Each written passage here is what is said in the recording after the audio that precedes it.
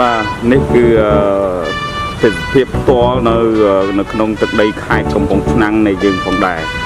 បាទរយៈពេលប្រហែលជាមិនយូរទេស្អែកនេះគឺត្រូវច្រត់ព្រះនង្គ័លនៅកន្លែងទីតាំងនេះផ្ទាល់ព្រោះនៅក្នុង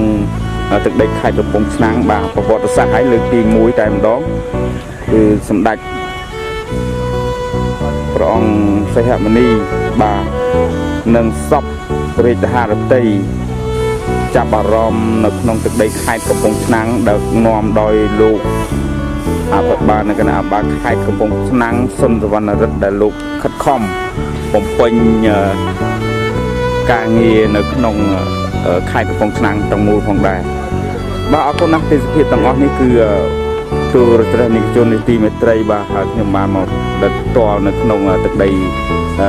ខេត្តកំពង់ឆ្នាំងរបស់យើងផងដែរ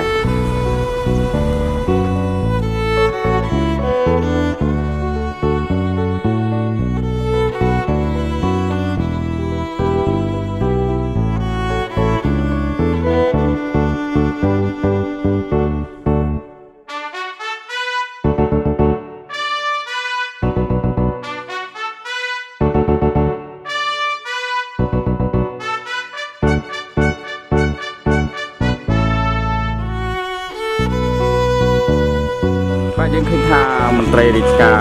ផ្សេងៗនៅតាមបណ្ដាខេត្តនីមួយៗកំពុងញាប់ដៃញាប់ជើង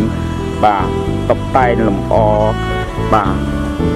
នៅកន្លែងទីនេះផងដែរបាទអរគុណណាស់សក្ខីភាពមួយយ៉ាងក្រៃលែងនៅក្នុងទឹកដីខេត្តកំពង់ឆ្នាំងរបស់យើងបាទបានសម្ដេចព្រះអង្គសីហមុនីដែលលោកយាងនៅថ្ងៃទី15បាទស្អែកនេះឲ្យបងប្អូនប្រិមិត្តបាទមកច្រត់ព្រះនង្គ័លនៅក្នុងនៃទឹកដីខេត្តកំពង់ឆ្នាំងនៃយើងផងដែរបាទ